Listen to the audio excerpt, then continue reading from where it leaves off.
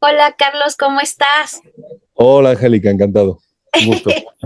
Igual, pues vamos a empezar. Amigos de Atando Libros, el día de hoy estoy con Carlos Bardem, que ya es viejo conocido de aquí, de nosotros, y me da un gustazo volverte a ver, aunque sea de lejitos. Hubiera querido estar ahí, pero bueno, Bueno, bienvenido. un gusto estar con vosotros otra vez. Carlos, pues ahora nos traes esta novela que a mí, la verdad, me está encantando, Badak, que es esta cercanía y este planteamiento de un rinoceronte. Bueno, una rinoceronte, pero es un personaje tan entrañable dentro de una barbarie. Si nos puedes contar un poquito cómo se te ocurrió esta historia, porque sé que te gusta tocar temas de repente que alcen ámpula. Sí, me gusta escribir libros que interpelen a quien los lea, ¿no? Mira, yo creo que todos los que escribimos para comprender. Entonces yo quería reflexionar un poco sobre la relación, a mi juicio nefasta, entre el hombre y la naturaleza, ¿no? La opción más obvia hubiera sido situar una novela en nuestros días, ¿no? Una sociedad hiperconsumista que lo agota todo, contaminante, el cambio climático, etcétera. Pero como yo creo que esta relación tiene un origen cultural claro y es lo que vivimos ahora es la decantación de un proceso erróneo de siglos y de milenios incluso, recuperé una historia que a mí me impresionó mucho de Chavo, que es la historia de un rinoceronte. Esto es real, en el siglo XVI, la época de Felipe II y del Imperio y todas estas cosas. Llegó a Madrid un rinoceronte que lo trajeron un galeón desde Java, desde Indonesia, y lo encerraron en un corral en la tapia de un convento en el centro de Madrid. Este pobre animal pues lo pasó muy mal y su final digamos que fue muy poco Disney, ¿no? Entonces yo encontré en esta historia real, creí encontrar un escenario perfecto para reflexionar sobre esta relación depredadora entre el hombre y lo natural. Cuando ya sabes lo que vas a escribir, lo segundo que tienes que decidir como escritor es quién lo va a contar. Así que hay una serie de personajes humanos, conquistadores, gente que va en ese galeón, los indígenas del sitio al que llegan, en Indonesia. Pero según escribía se me impuso cada vez con más claridad que lo más interesante era darle voz al animal. Entonces tenemos esta rinoceronta, Badak, que nos va a describir, que vive en el estupor, en la incomprensión. Yo le asigno le concedo la capacidad de pensar, vamos a oírla pensar, y vamos y le adjudico una, si quieres, incluso ingenuidad asociada a la pureza de lo natural. Entonces ella vive con horror y con estupefacción los hechos de los monos sin pelo, como ella nos llama a los seres humanos, ¿no? Cómo se matan entre ellos. Es una novela situada en el siglo XVI, por tanto, en la época de las mal llamadas conquistas y de las depredaciones coloniales. Entonces, ella asiste con horror a cómo los hombres se matan por codicia, se matan por ideas abstractas que le resultan incomprensibles, como pueden ser los dioses o las religiones. Y ella nos describe con un punto de lo que sería la ironía socrática, ¿no? Que es reducir al absurdo, reducir hasta el tuétano las acciones de los humanos para llegar a la verdad de todo esto y darnos cuenta de que todo es un sinsentido, ¿no? Que todo es una brutalidad. Entonces, Badak recoge todo el viaje de este animal desde que lo raptan en su isla, lo trasladan en el galeón y lo que le pasa en Madrid. Y como te digo, es una manera de reflexionar sobre algo que tiene unas raíces culturales muy claras, que es el extrañamiento de lo natural para el ser humano.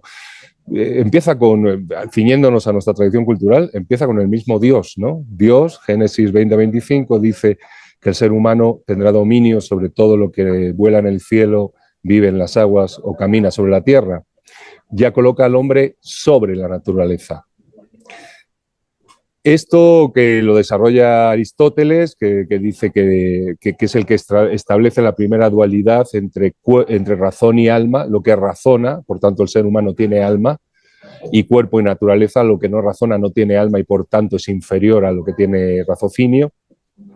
Luego lo desarrolla Santo Tomás de Aquino, que ahonda en este planteamiento aristotélico y da la nota cristiana al decir que Dios pone a todo lo que hay en el mundo al servicio del hombre.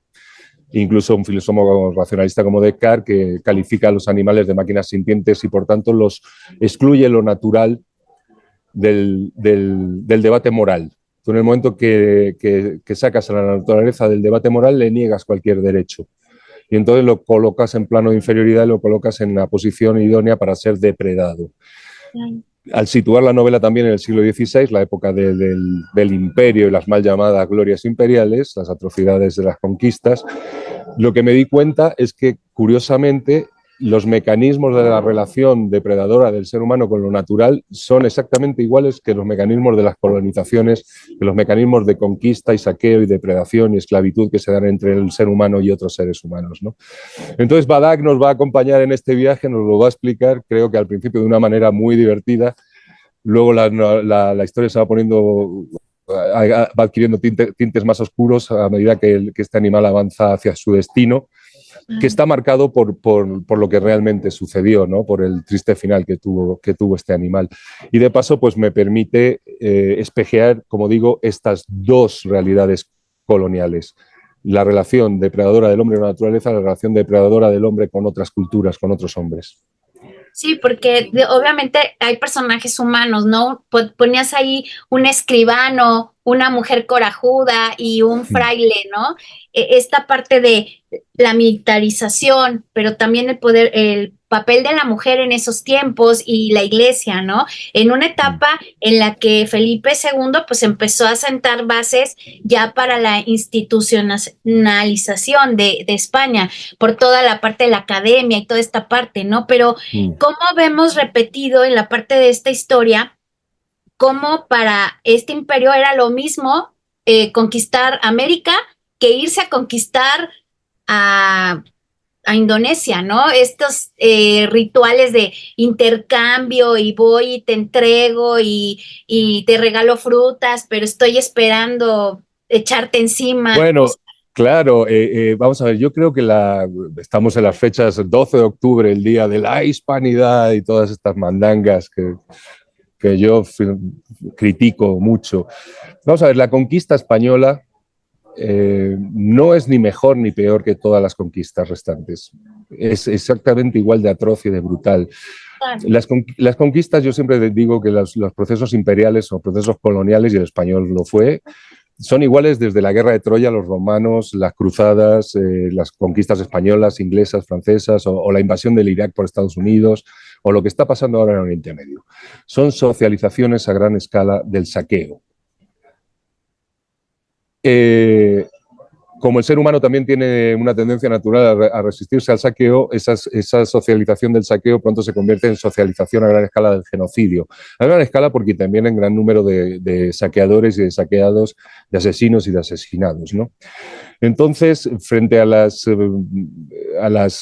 retóricas y las versiones edulcoradas de esos procesos, y, por ejemplo, en la derecha en mi país es muy frecuente venir a decir que, bueno, que nosotros hicimos algunas cosas mal, pero que nuestros procesos de conquista fueron mucho mejor que los de los demás, y se inventan un relato interesado que les sirve para crear un imaginario nacionalista para sus votantes, etcétera, etcétera, etcétera. Entonces, cuando tú le das la voz a la naturaleza y ves esto desde los ojos del animal o desde los ojos de esta mujer, que es otro personaje importantísimo en la novela, que es una mujer que ha sido botín de guerra y que acaba de compañera de uno de los que la capturó y que critica este amor a la violencia que implica cierto tipo de masculinidad que va asociada a los procesos de conquista, pues te das cuenta de que estas retóricas edulcoradas son insostenibles, no soportan el más mínimo escrutinio, ¿no? Y entonces, como te digo, yo desde un punto de vista en principio muy irónico, porque no hay que olvidar que en todo este proceso de expansión global, las conquistas hubo las que tuvieron éxito los saqueadores y hubo los que no, los que fracasaron. En este caso de esta novela de Badak, es el grupo de conquistadores fracasa. Lo único que se llevan de esa isla es este pobre animal. sí, Y claro. entonces, al estupor de la conquista y desde esa ironía también añado el estupor de los habitantes de esa isla, que son unos señores que llegan allí, otros tipos que se van a un galeón y dicen que les han descubierto. Y dicen, pero bueno, ¿cómo que me has descubierto? Yo llevo viviendo aquí milenios. Uno de los... Y critico también estos argumentos que siempre se han utilizado. El rey de la isla viene a decir que, curiosamente, siempre que los saqueadores llegan, traen consigo nuevos dioses que justifiquen sus saqueos, ¿no? Entonces, me interesaba reflexionar sobre estas realidades paralelas y manifestar que el ser humano tiene que replantearse su relación con lo natural, por supuesto con el resto de la humanidad, pero también con lo natural, ante el reto que tenemos como especie con la destrucción del planeta.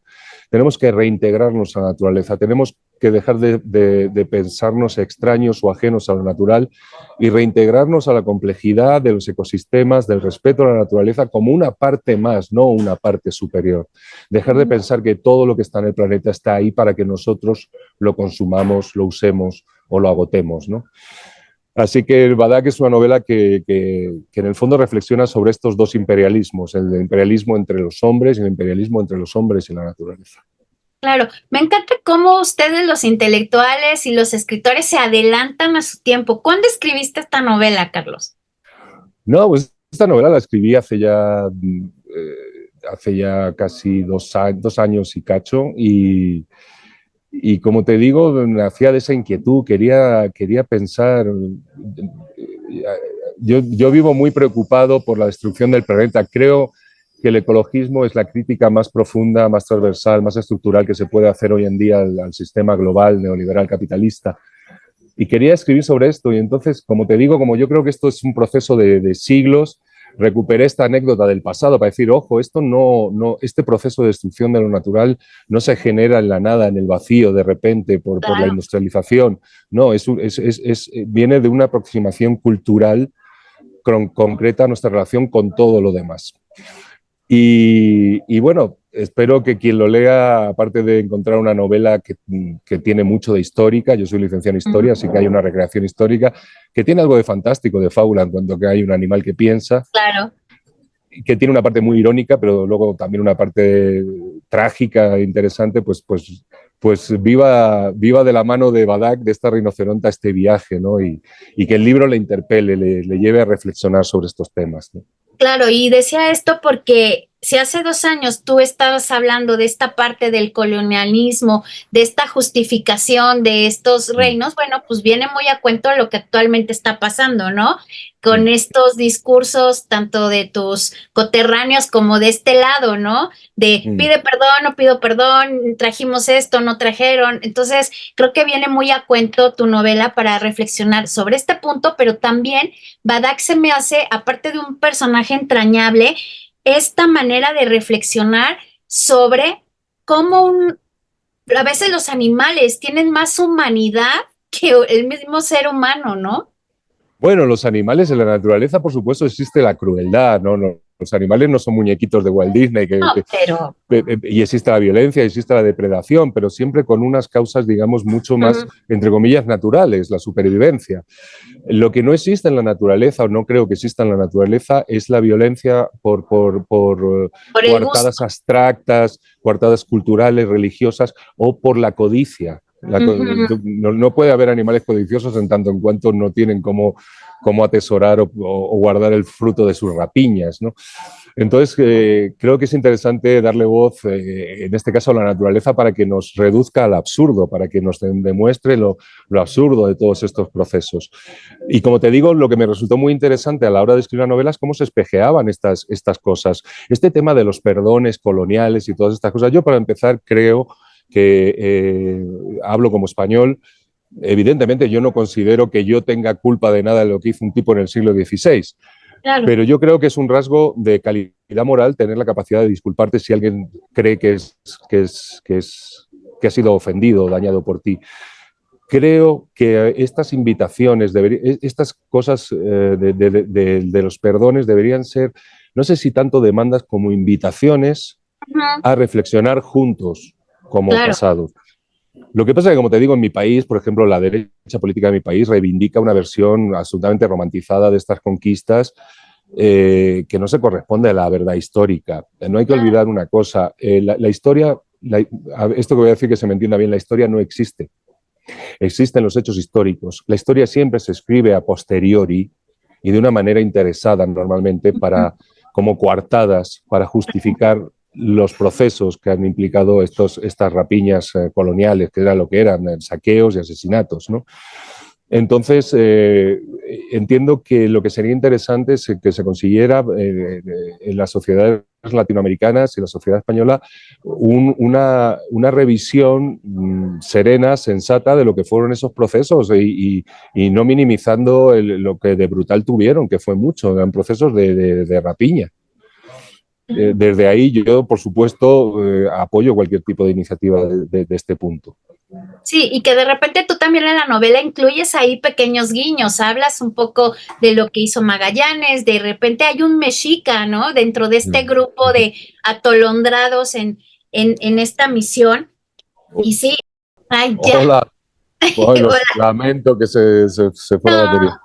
No te preocupes. Y bueno, estábamos diciendo, ¿no? Que también con esta novela, pues nos muestras esta situación, ¿no? De cómo se repite esta parte de la conquista y bueno, pues por ahí andaba un mexica perdido.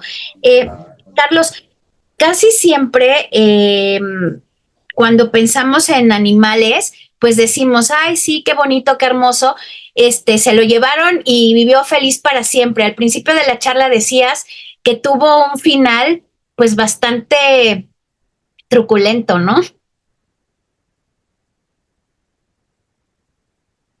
Bueno, bueno, bueno. Ah, creo que se congeló. Listo. Ah, ¿Lo es que hacemos se así? congeló. Ya, Espera, a ver si me puedo conectar con esto. sí, ya estás.